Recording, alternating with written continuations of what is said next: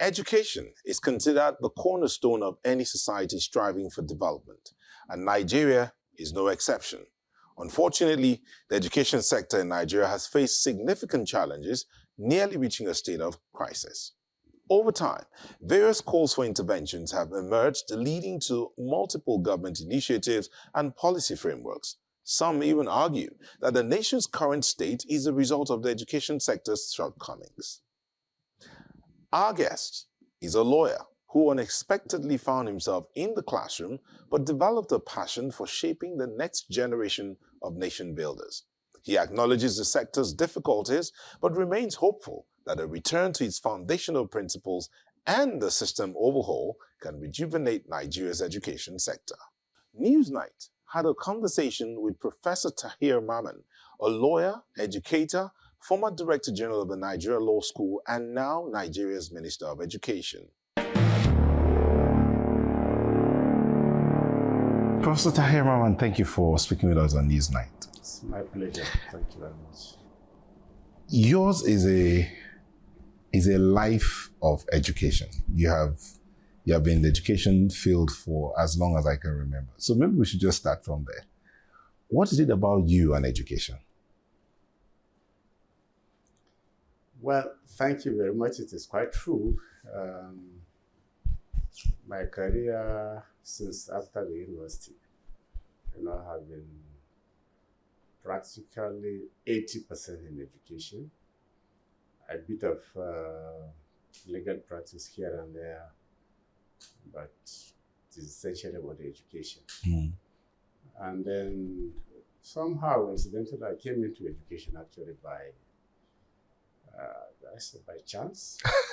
Yeah, it was when I graduated, I was already a staff of the judiciary in Gongola State at that time. And but I went to visit a friend in the University of Maiduguri who was the registrar at that time.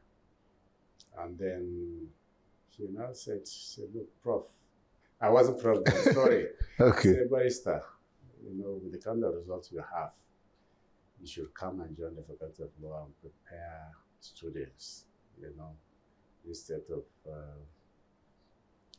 your job on the judiciary.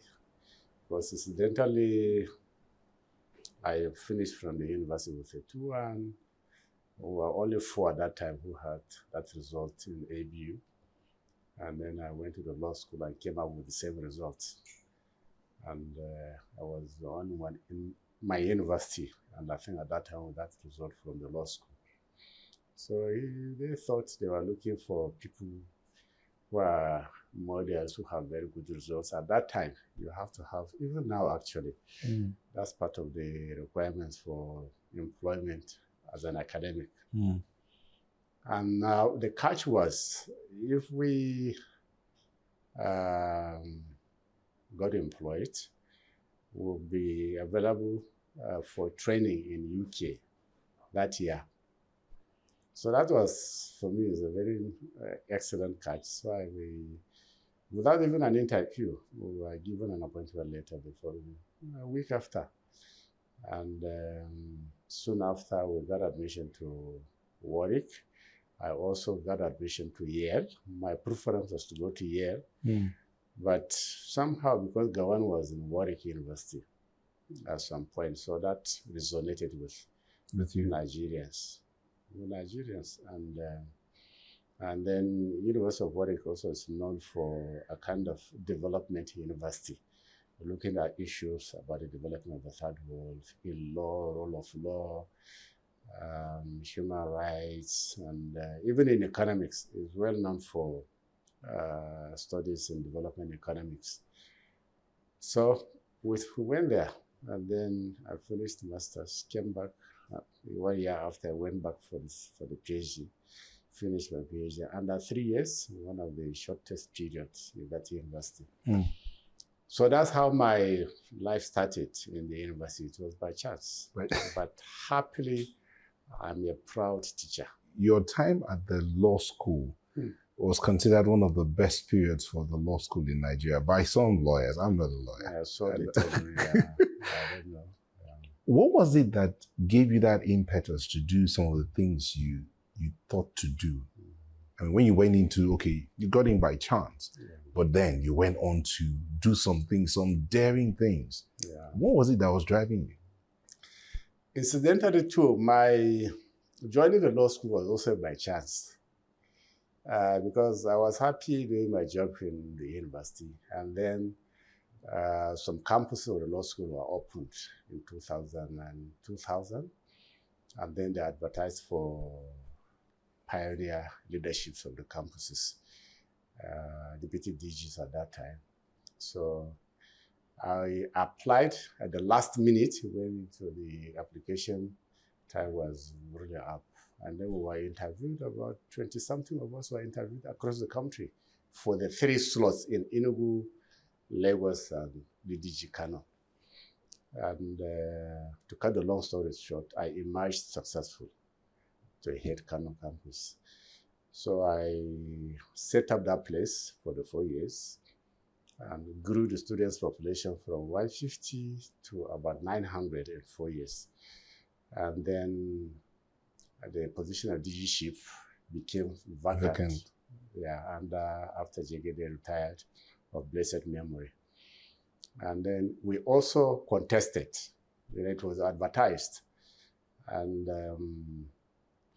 I think about 17 of us applied or so.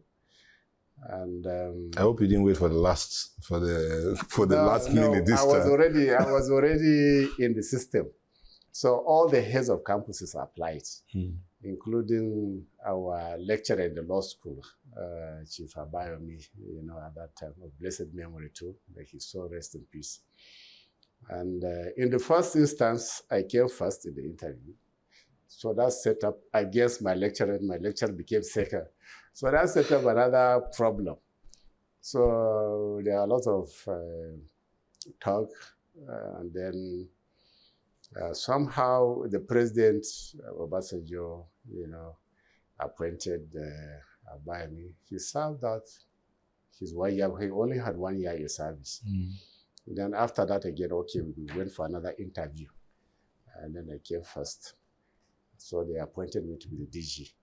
Now, when I became the DG, already some of us were quite of the view that the law school had moved away from its original purpose. Because the reason for setting up the law school is to give training in vocational things, skills, things that lawyers do, and what judges do. These are the kind of things they're supposed to train students on. But it was already doing things as if it was like a university, pure lecturing and all those sort of things. And then the curriculum was also beginning to look, it had actually looked like a university curriculum. Even though the subjects were still the same subjects, but it was looking like a university thing. So I brought a proposal to council. I said, look, soon after, I said, look, we need to change what is happening here. I remember that was 2005. I was just a few months in the office with a council populated by 15 members of the bar, led by the president himself, all ages of states, all deans. And people were curious what we were bringing on the table. So we told them. So I set up a special committee to, they gave me the mandate. I said, okay, with some doubt. I was given the mandate, I put together, but before even that I had done that, I had already contacted the people I wanted on that committee. We had a clear vision of what I wanted. So people of Abakoba were there on the committee. Mrs. Funke Adekoya was the chairperson, and so basically most of them, 99% of the membership were practitioners who are well known in the system. And so they came out with this report. So that formed the basis of the reform. But also there was a problem, a huge problem at that time. We did a census. There was a backlog of students who were waiting for admission to the law school. Very large number. Yeah. Some had waited for 5 years. And so we came up with a special program to address that problem. Within 2 years, we cleared that whole number. They even, after they have finished their first set, even wrote a book of poetry in my honor at that time. So that brought a lot of relief, to parents and the young lawyers who had waited so long, to. How did you manage to do this? I asked this, how you managed, for the 3.5 years you were there to do that. Again, that question I asked you about, what is the impetus? What is it that drove you? And how were you able to reach the students to the point that they're like, you know what, no more protests, let's get down to the brass tacks? I remember one of the things that caused problem in the system in Maiduguri was cultism, And what I did, I may not be able to say everything in the media, but we did things that were really, really exceptional, because I even had to get some courageous students, get them registered in some of the clubs, some of the cult organizations, and supported them. And then together, we were now having a first-hand information on those who are members of cult groups, those who are coming into the campus, those who are going out of the campus, what weapon that were being brought into the campus at that time. So we had a record of all these things. And then if there was an activity planned for the campus, those students will not discourage those people who are coming from outside from doing anything on the campus. So they moved on. And then we now also linked up to the anti-robbery outfit of the police in town, because some of them were involved in robbery. So anytime we got that information, we'll inform the police and they'll go and handle it. Okay, so now you are here as a Minister of Education. You came into a space that is considered right now chaotic. There's no clarity. There have been all manner of reforms in the education sector, but as we speak, we had 20 million students out of school. Some say it's 10 million, uncertainty about data as regards education in Nigeria. What have you been doing? On that particular point, first to start with, education to me is the mother of all ministries. That's the Ministry of Education, because every other ministry owes its relevance. And even, its relevance and even existence to education, because it's the one that produces manpower for everybody. So if we're able to get it right here, or any government gets education right, a lot of things will flow well in the country in terms of its development. Now, we know education stands on 4 footings in terms of structure. The basic education, secondary schools, and then the tertiary. Under the tertiary too, you have Polytechnic, you have universities, and then some other in between, some others in between. Now, before I came here, each time NECO or WAEC, and then even later, JAM, released their results. And then you check the percentage of those who have succeeded. 18%, sometimes even less. And those who are just eligible for further education. Now, the question you ask yourself is, what has happened to those who have failed? These are people. They may be presented to us in terms of numbers and percentages, but these are human beings. These are Nigerians, individuals. Now you come to also the number who have been admitted. The entire university system in Nigeria, 269 now, they don't admit more than 10% of students who are eligible. So what has happened to the rest of the number? They're all there in our list. That's why when political parties go out to campaign, one small thing before you know it, you have hundreds and hundreds of youth, boys and girls, all over the place. And so we have that problem. And if you look at government policies over the years, I am not aware of any particular policy which now focused on those who have not been able to make progress academically. That is to say, to account for these millions of people. Yeah. In other countries, they do.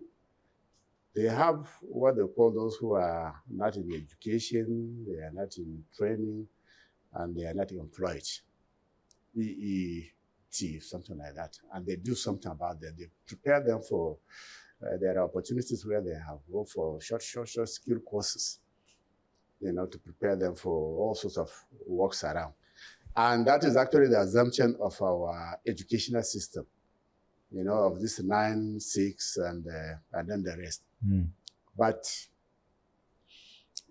nobody is accounting for that number. So we have that as a big challenge. Now, the government, under the leadership of our president, has made that commitment. He has realized this problem. And as you have said, of the figure most people are using is 10.5, 10,500,000. And UNICEF and other development agencies are using 20 million plus. So for sure, nobody can tell you for certainty that this is the number. So one of the challenges that we want to grapple with is to find a way of ascertaining, in truth, really what do we have on the ground? What is the real number? So we are going to, we are working on it to put in place a scheme where we can reasonably have a number of those who have not proceeded, who are out there, from their school. That's one. And then secondly, now those who are out there, what do we do about them? There are various agencies of government already in place, set up to address some of these problems. And they are all practically located in the Ministry of Education. There's also ND, which has that partially that mandate. So what we want to do is to harness these agencies in a multi-agency format, so that our plan is that from January, we should be able to roll out these measures. And because we are already preparing, we have done our work, we've identified the problem, and then there's still a lot of work that we are doing. There's a committee that we have set up to carve a pathway, a roadmap for us to proceed a direction. In addition to what the president has already done, because the president has given every ministry a set of deliverables with KPIs and then reporting mechanism in every format. They've already done that. I had a conversation with a retired school administrator, not just a retired school administrator. She was a retired deputy director, and she used to work in the research and development arm of the ministry, fixing curriculum and monitoring quality and all. And what she said hit me like a punch, because I do know that we've gone from, we were going here, we got to a point, we got there, stayed there for a long time, then came down, got to a point, we tried to come up again. So it looks like you have a huge task ahead of you. Is it curriculum you're going to be looking at? Is it personnel? Is it infrastructure? Where are you going to start from? Besides taking care of those who are out of school and getting them back, where are you going to start from? The problem with education is that they are so interconnected. You can't touch one without touching the other. That is the problem with it.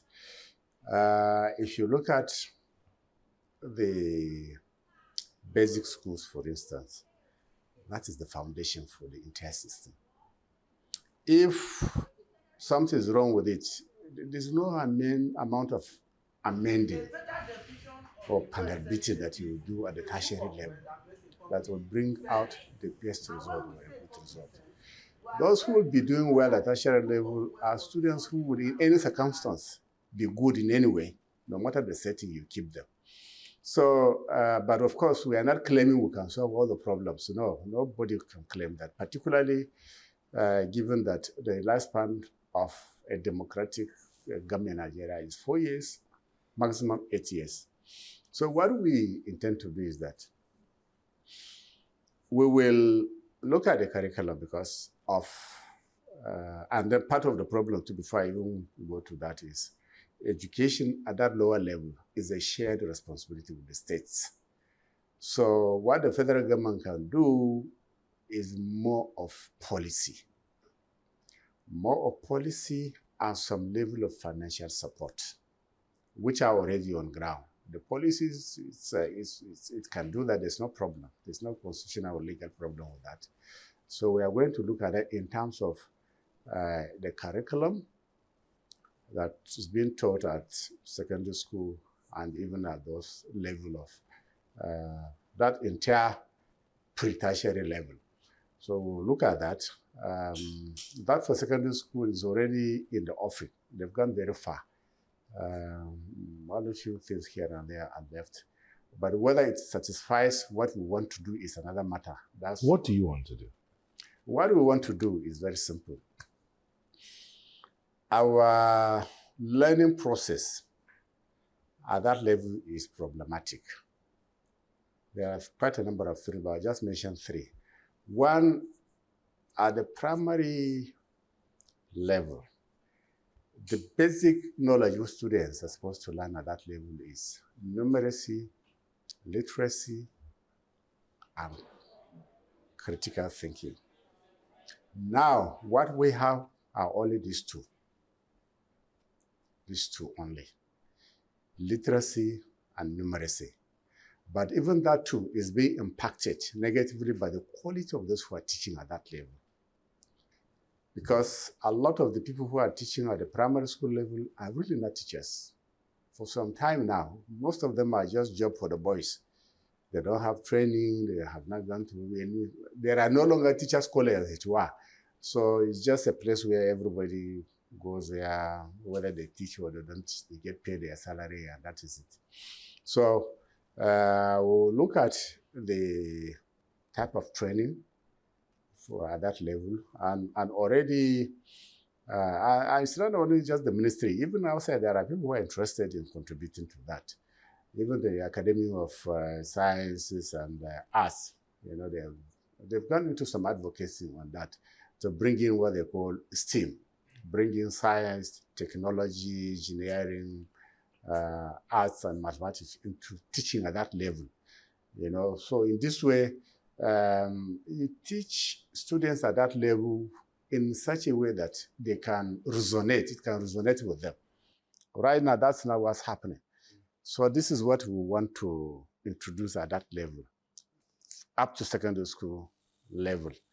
And then the teachers too, provide them with some level of training, you know, using multiple instruments, using technology for scale, to raise the scale. And then the governors work with the states, because no matter what we do from here, if the states don't cooperate, or they are not part of it, now we want to work. We have multiple fora through which we can talk to ourselves at the governorship level, and then so that's what we want to do at that level. And then at the tertiary level, with the polytechnic, the science, and the technical colleges, they've been set up, but what I have found out here is that a lot of them are not equipped. So they are just like, almost like the conventional secondary schools. And then there's no definition of what we may call the skill sets students are supposed to graduate with. You know, formally, we were not part of that period, but at least up to the First Republic, secondary schools were segmented into commercial, technical. We had a bit of that. I mean, up till the early 90s, we had a bit of that. Exactly. You know, well, that one is no longer there. And but that's part of the reason why we introduced the 9-6 934. 934 thing. But that one is not working. Why? Because of what? Equipment or personnel? Well, both. It's actually both. And as I said, even the technical college, the equipment are not there in most of them. And then even the teachers are not there. And then the definition of the skill sets you want your graduates to come out with is not really defined.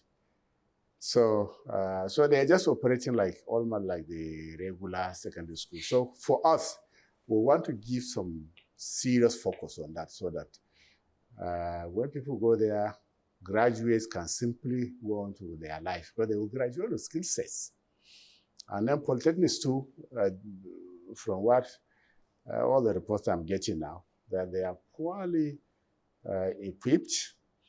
And then, in fact, their confidence has really practically collapsed. So people are leaving polytechnics. So that's an area that also you need to beef up, equip them well, have defined skill sets for them, and then we'll also be working with the head of service to sort out a number of things relating to the polytechnics because their qualifications in relation to degrees is also another major area. That's part of the reason why they have lost out a lot in the scheme of things. The countries, the Asian countries, rebuilt their system and educational systems virtually through the polytechnics. Absolutely. Where students went to and they learned skills. I know that I was part of the first set that did the 6334 system.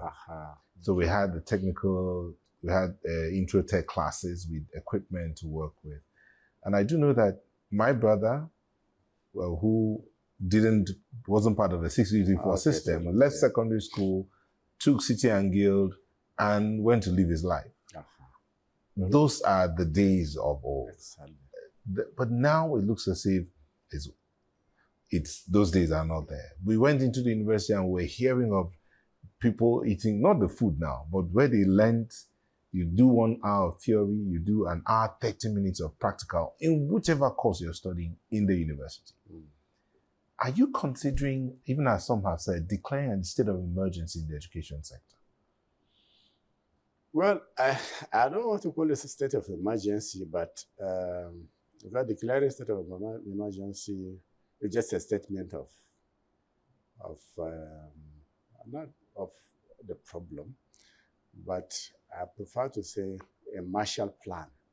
That's really what we need because, as I have said many times, we will have to go beyond talking, policy statements, policy declarations. A lot of the things I have read in the file here are beautiful policies. A lot of beautiful everywhere. But you don't see it on ground. That gap is too huge between policy statements, education 2030, 2060, 20 this, 20 that, and then lots of very fat volumes of books on declarations of what to do and on what not to do. We are going past that. Even the roadmap committee we set up, I was very clear with the mandate we gave them. We were not interested in any policy declarations in that document. What we want to see there are statement of the problems, deliverables, as the Presidential Advisory Committee provided, KPIs, and timelines. What we want to see are practical steps to addressing this problem. Out-of-school children, issues about curriculum, issues about staff training and retraining. These are the things that we equipping the various institutions and institutes, and the definition of skill sets that we want to see in all these places. These are what we want to see. And then how long those skill sets, can be achieved. Some could be just 1 month. If you want to train somebody in carpentry, for instance, it doesn't have to last more than 2-3 months. and some could be 1 year, and then some. So it's all about really getting to address all this problem in a very practical, pragmatic way, not any plenty of theory again. The period of theorizing is over. You've talked so far, we've been looking at curriculum and how you're going to handle all the challenges that you've met on ground. But there are other challenges that look like they are beyond what you can handle. The question of security. I know we said we'll start from welfare of staff, but let's start from security. Insecurity has been a major challenge. I mean, school students are being kidnapped. Recently, Federal University in Guzau, students were kidnapped. There are those who have been kidnapped. The Chibok girls, not all of them have come back. Yes. So when you hear of all of these things, how do you expect parents to send their children back? You hear of cultism in schools. Some students were attacked, beaten up, thrown out, and all of that. So how are you going to handle insecurity in the schools? Yeah. Well, certainly, like any Nigerian, insecurity is a very major problem. And because it will affect the people's willingness to go back to school, especially the girls. We know what happened in Northeast with Boko Haram. And so what we are doing at the moment is we are not in charge of security, but we are appealing to the security agencies to double up, to up their activities and make sure they are physically present around places where there are schools. I mean, it's very challenging even for them because of the number of schools across the country. But some areas are more vulnerable than the others. Northeast and now the Northwest. Remember what happened, for instance, about Zamfara. And then we are also working with the administrators of the institutions to ensure that certain basic steps are ensured to secure the schools. Like Zamfara, who've been talking with the security people, and they've been briefing us on what they've been able to do to secure the place. The problem with Zamfara, for in particular, is 90% of the students are off campus, and most of the perimeter of the university is not fenced. So we are going to do something about the fencing, but the problem now is the students who are 90% off campus, so they have to go to school. But we are working with the security people, actually. Even now, we have arranged a meeting with the NSA is coordinating a meeting with the heads of securities. And then, of course, appeal to parents, because what is the option? If you keep your word in the house without because of security, for how long? We cannot close those schools. At least the level has not reached where for us to shut down the schools, because if it's as bad as it was during the Boko Haram days, then automatically those schools will be closed. But for now, we just have to concentrate on the episodes, those places that are vulnerable, the schools that are vulnerable, and provide physical security for them. Talking about vulnerability here, the teachers themselves, the teachers and lecturers are also a vulnerable set of people. Absolutely. Because they also have children. They have bills to pay. And their welfare is of paramount. I know you talked about training. You talked about working with the teachers to upgrade and all. But what about their welfare? And how do you intend, because almost every other year we've had ASU going on strike. That's for the tertiary institutions. Right now in the FCT, the Universal Basic Education teachers are on strike. That's right. So how are you going to handle all of that? That brings to mind the question of funding. Well, an unhappy person in terms of welfare would not be a good teacher, certainly. And for me too, one of the things that I've always emphasized, even wherever I worked, has been welfare. I place a lot of premium on welfare. And teachers deserve to be rewarded properly. They need to work in a suitable environment so that they can prepare, they have a rest of mind to prepare our children and ours properly. And so I'll do everything possible. We have a president, again, who is very, very keen about, when we say he's keen about education, it is total. Because Total. Oh yeah, it's total, because it's not just about facilities, that sort of thing, infrastructure. It is also about the welfare of those who have to deliver this service. And so that's why even just of recent, the government, without any hesitation, approved the payment of enhanced salary for tertiary, those in the tertiary education, 35% for professors, 25% for other category of staff. And the agreement was made before this government came into being, but it was not implemented. And then in line with my approach to managing things, immediately we came in, within the first week, we made it plain to our colleagues in the academia. They said, look, we share with you all your concerns and your visions for your institutions and all that.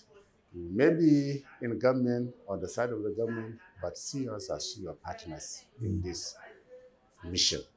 So let us work together. We don't have to go on strike. Let's give this man who has committed so much, who is prepared to commit up to 25% of the national budget to education. Let's give him the peace of mind to give us what really is appropriate within the context of the overall national budget. And so what has been agreed upon, please, let's accept this. This is good. It may not be what you wanted, but it is still good enough. In any setting, 35% increase is reasonable. Let it be money in your pocket. And then from there, we can continue the conversation. You know, so we reached out to them. We had that conversation with leaderships of the universities and the polytechnics. We are scheduled to have one with the leaderships of the colleges of education. So they were happy with that conversation because at least they saw in us people who are genuine, who really want to work, serve as partners together, and be very pragmatic, because we're not going to offer what is not affordable. That has been part of the problem in the past. People sign agreements that they know at that time, you know, would not be implementable because of the amount of money involved and other things. But we are going to be very pragmatic. You know, we'll continue to do everything to support them and to provide suitable environment. I mean, I just said it earlier on. We want to have university lecturers, for instance, who will bid to be a fellow, what do you call it now, to win fellowship awards across the world through their researches. You know, and we are not getting that simply because our labs are in a state of decay, they have collapsed, power is a problem. So let's focus attention on these things. So where has TED Fund, for instance, where has TED Fund been investing all the money it's been investing if the labs are in decay? Well, one agency alone cannot solve all the problems.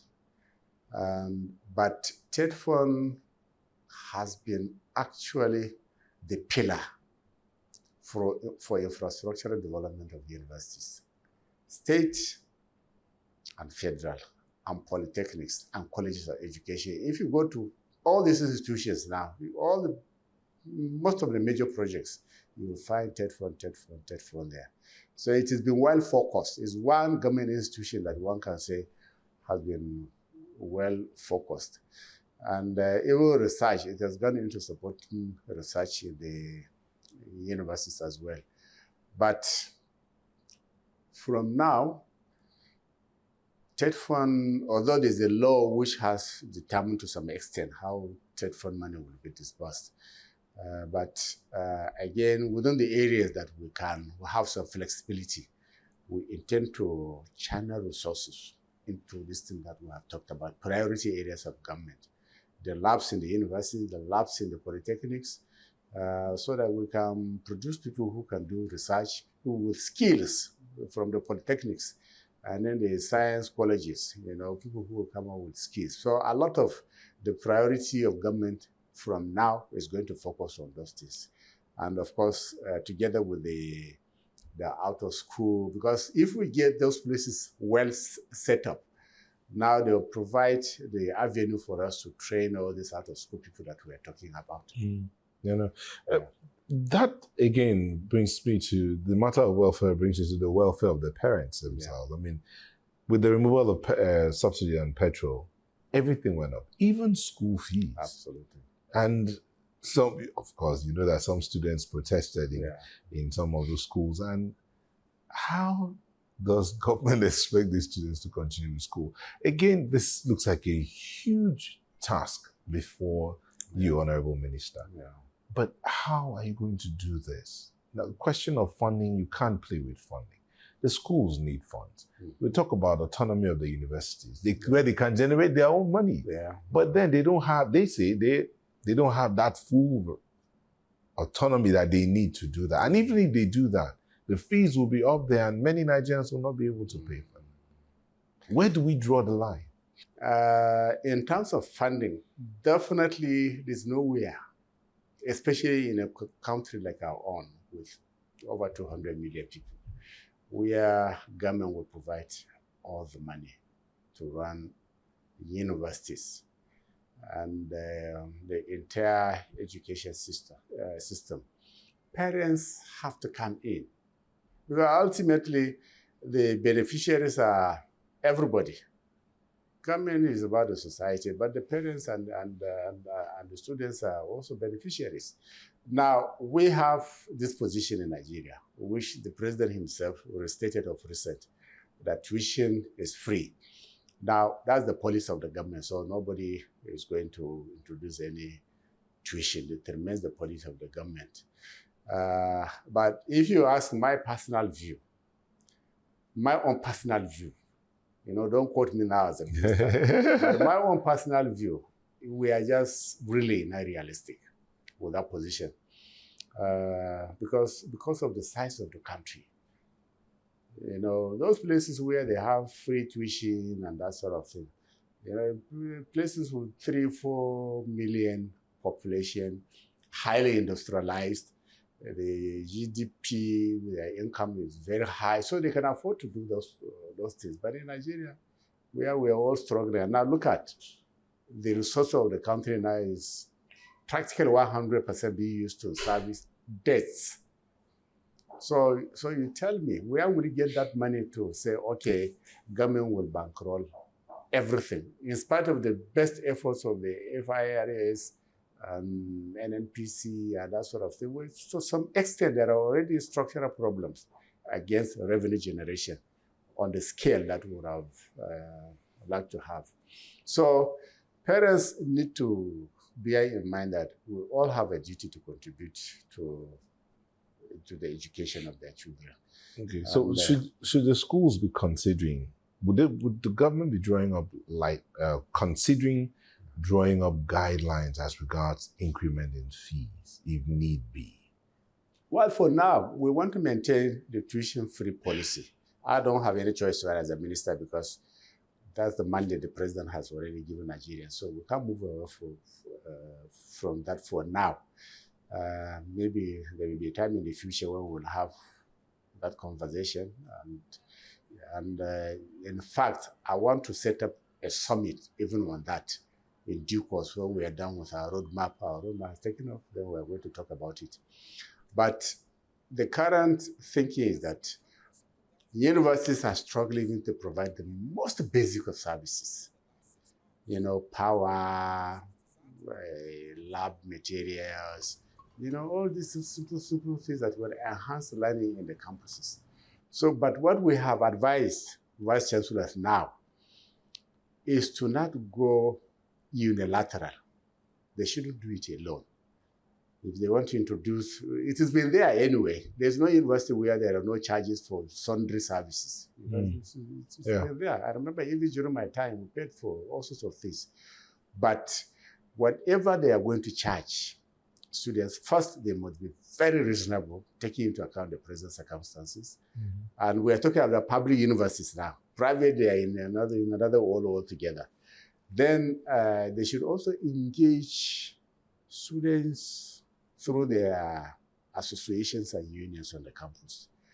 Together with the PTA, the parents, their PTA practically all the campuses and other stakeholders, alumni bodies. So these bodies should sit, have a conversation, have a consultative conversation, and then present the reality of the situation before them, and then agree on something reasonable without putting too much burden on the But what about parents. funding research and development in the schools so that they provide some of these things, like power, for instance? Yeah. I mean, we have engineering departments where they do all manner of research. Yeah. I went to University of Nigeria, I think in 2021. Yeah.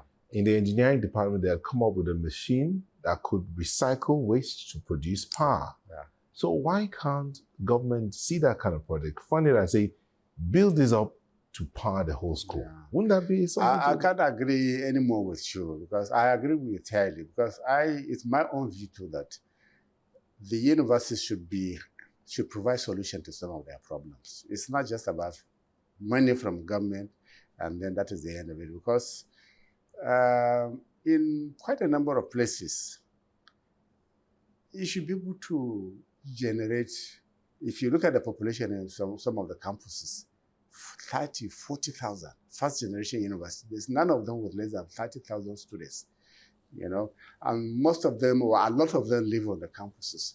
So you can tap from that resource. You even end up with a clean energy from them.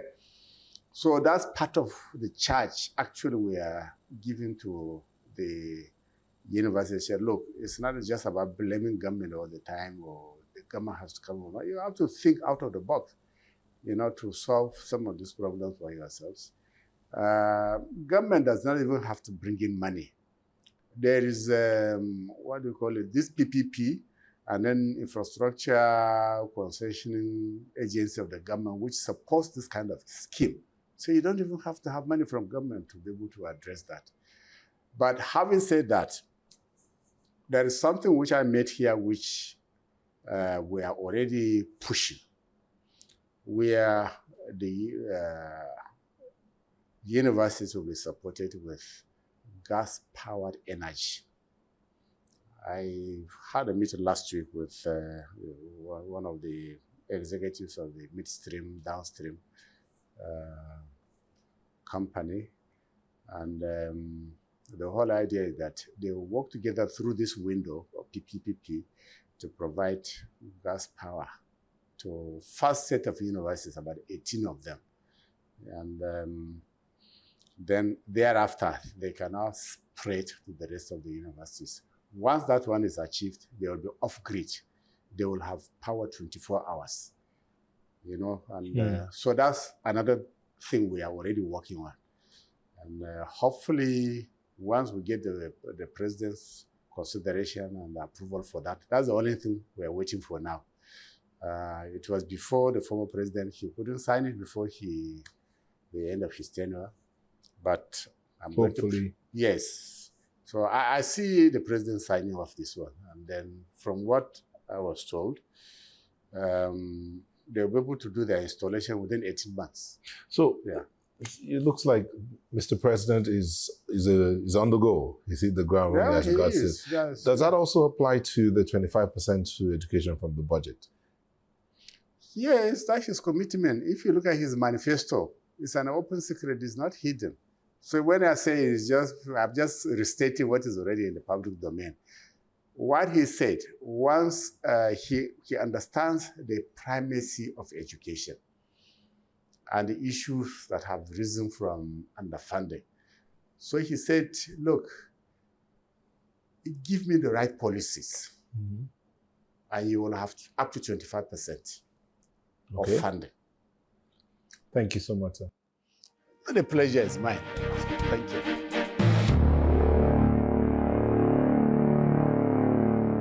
Today's program has come to a close, and we are eager to connect with you through our social media channels conveniently displayed on your screen. You can also catch up on this and past episodes of the show by visiting our website, channelstv.com/podcast to begin. I'm Neo Taigbe, and I'm excited to receive your feedback. Farewell.